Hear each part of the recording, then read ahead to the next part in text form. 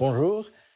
Qui n'a pas entendu au moins une fois dans sa vie ce terme sarrasin, ce mot avec lequel on qualifiait jadis les Arabes, les musulmans venus envahir la terre chrétienne d'Europe.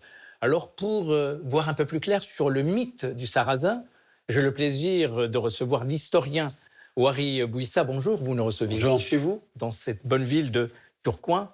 Alors le mot sarrasin, qu'est-ce qu'il voulait dire et comment il a été utilisé?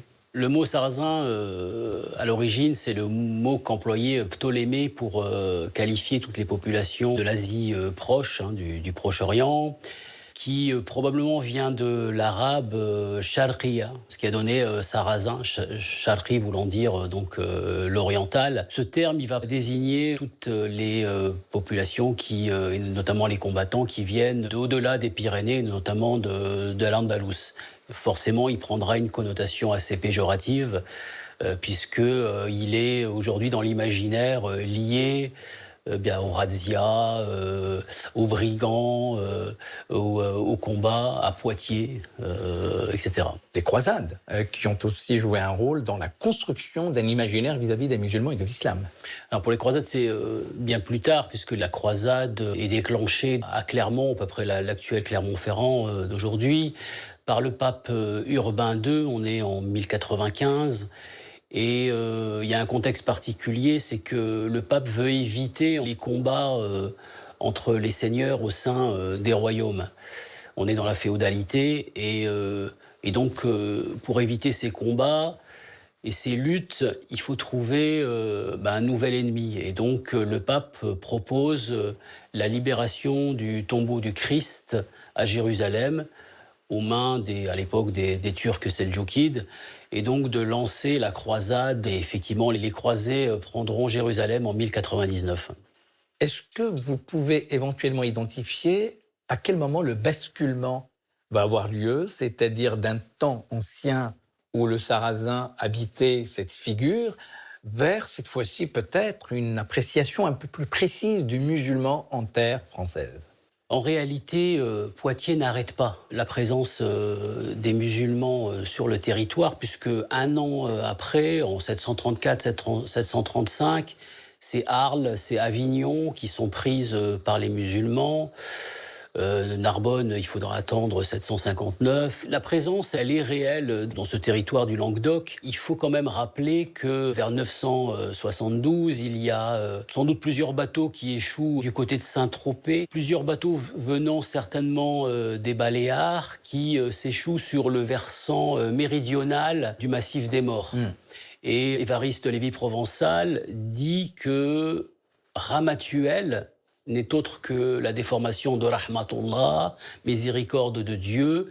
Et il est possible qu'au moment d'être échoués, ces musulmans aient nommé ainsi Ramatuelle, la ville de Ramatuelle, parce que échappant à la mort. Alors on sait, parce que les découvertes archéologiques sont importantes, on a découvert les épaves, et on trouve des lampes à huile, des pichets, des vases. Et ils ont une particularité, c'est qu'ils viennent tous de la région d'Almeria.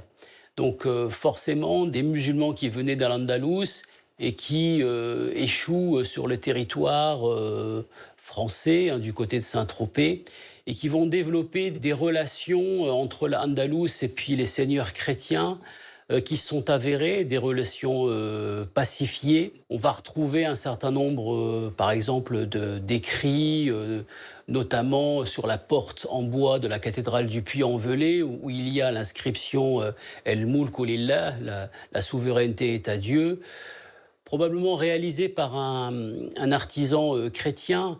Mais ce qui importe, c'est que il y a des échanges en matière culturelle, en matière de décoration des églises, en matière de sculpture, etc. Et donc, une présence avérée et en tout cas pacifiée des musulmans sur le territoire. On a découvert notamment des stèles du côté de Montpellier, de tombes donc musulmanes, avec des inscriptions qui nous donnent un certain nombre de renseignements. Par exemple, l'une des tombes évoque le nom du défunt qui s'appelait Ibn Ayoub et on nous précise qu'il est talib, c'est-à-dire étudiant dans la science du raï, c'est-à-dire dans la science de l'analogie qui est une science de la jurisprudence musulmane. Une autre tombe autour de 1169, on nous dit que le défunt est un faqih, donc un homme de sciences religieuses au sein des alentours de Montpellier. Alors ça dénote en fait d'une présence et d'une communauté organisée sur ce territoire. On sait que le pape, au XIIe siècle, le pape Alexandre III, est interpellé en arabe par un prince qui s'exprime au nom de son roi en Andalousie. Et donc, il y a une communauté organisée qui existe, puisqu'il y a probablement, s'il y a des étudiants, une université théologique, et donc une organisation, en tout cas, une présence qui témoigne finalement d'échanges culturels, intellectuels au sein de cette ville de Montpellier.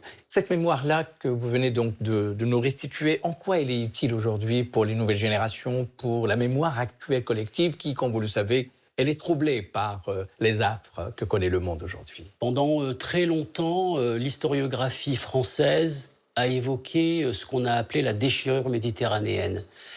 C'est-à-dire que l'islam, le monde musulman, était en dehors du temps. En dehors du temps, enfin le seul temps qui compte, c'est-à-dire le temps du progrès en réalité, quoi. Et donc finalement, eh bien, reconnaître la place et l'influence de l'islam, des musulmans dans notre société, c'est un moyen aussi de faire adhérer tout le monde à une histoire commune.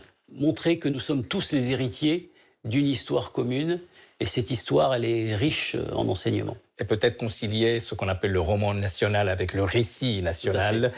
Merci de nous avoir restitué ces racines communes entre l'islam et la France sur la longue durée. Merci infiniment de nous avoir reçus chez vous ici à Tourcoing.